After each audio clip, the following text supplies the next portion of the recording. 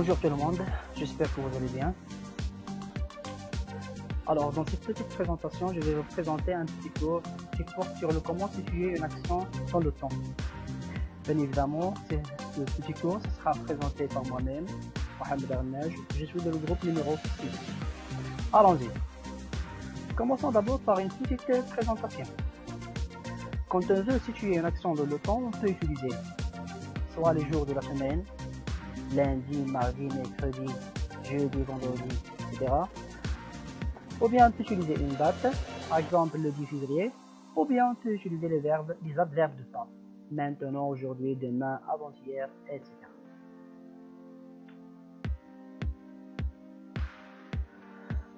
Aussi, on peut parler du temps de différentes manières.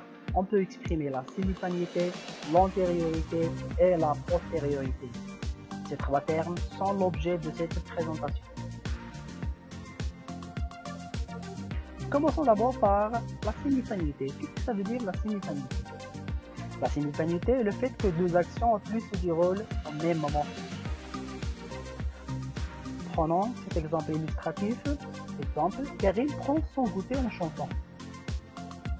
C'est une phrase où il y a deux actions. L'action 1, Karim prend son goûter. L'action 2, en chantant. On se pose la question, quelle est la première action? Quelle est la première action qui s'est passée dans le temps? Est-ce que c'est le fait de prendre son goûter ou bien c'est le fait de chanter? Ce sont deux actions qui se sont déroulées au même moment. Alors on dit que ce sont deux actions simultanées. Lorsque deux actions se passent au même moment ou bien en même temps, on dit qu'ils sont simultanés. Prenons cet autre exemple. Je lis pendant que mon frère regarde la télévision. C'est une phrase où il y a deux actions. Autrement on dit deux propositions. La première action c'est je lis. La deuxième action, mon frère regarde la télévision. Donc c'est une phrase où il y a deux actions et deux sujets différents. Le premier sujet c'est je, c'est moi. Deuxième sujet c'est mon frère. Alors on a utilisé ici pendant que.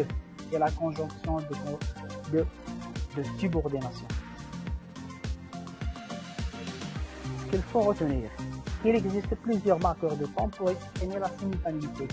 Par exemple, pendant que, en même temps que, pendant, en même temps, au même moment, simultanément. Cette liste n'est pas exhaustive, il y en a d'autres.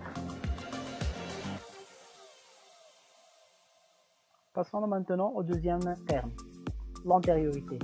L'antériorité est le fait qu'une action se déroule avant une autre. Prenons cet exemple illustratif. Nous avons pris des photos avant le coucher du soleil. Donc c'est une phrase où il y a deux actions. L'action 1, l'action 2.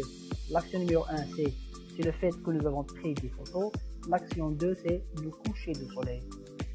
Donc l'action numéro 1 s'est déroulée avant l'action numéro 2. Alors on parle ici de l'antériorité.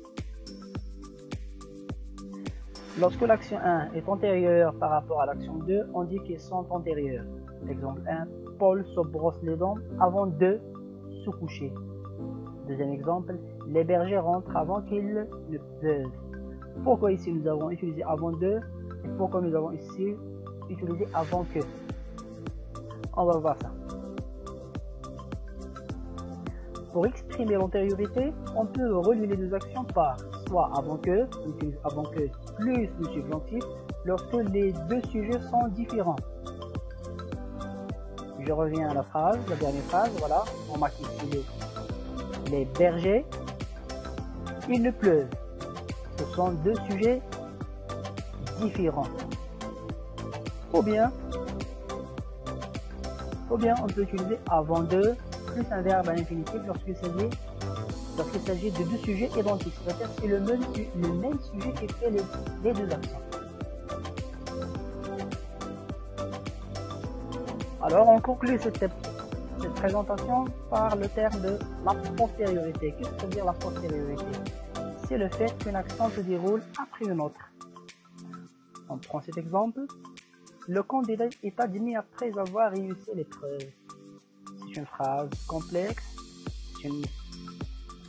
où il y a deux actions, l'action 1 et l'action 2. L'action 1, c'est que le candidat est admis. L'action 2, avoir réussi l'épreuve. On se pose la question, quelle est la première action et quelle est la deuxième action dans le temps. Alors vous allez remarquer ici, c'est d'abord, il faut avoir réussi, il faut avoir réussi l'épreuve, voilà, pour être admis. Donc l'action 1 est antérieure, est postérieure plutôt, est postérieure à l'action numéro 2. Lorsque l'action 1 est postérieure, c'est-à-dire est avant, par rapport à l'action 2, on dit qu'ils sont postérieurs. Prenons cet exemple. Il s'est couché après s'être brossé les dents.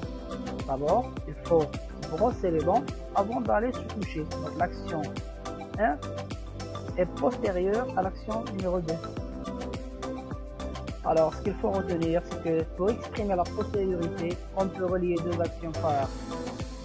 Soit après plus infinitif, lorsque vous avez le seul sujet, un seul sujet, c'est-à-dire un seul sujet identique, c'est-à-dire ne suffit que de deux actions. Il sort après avoir fait les devoirs. C'est lui qui sort, et c'est lui qui fait les devoirs. Ou bien vous pouvez utiliser après que plus indicatif. J'insiste ici sur l'indicatif. Voilà, lorsqu'il s'agit de deux sujets différents. Voilà, prenez cet exemple. L'enfant s'est endormi après que sa maman lui a raconté un petit conte. Donc c'est une phrase où il y a deux sujets. L'enfant, c'est le sujet 1. Maman, sa maman, c'est le sujet 2. Vous le remarquez, ce sont deux sujets différents.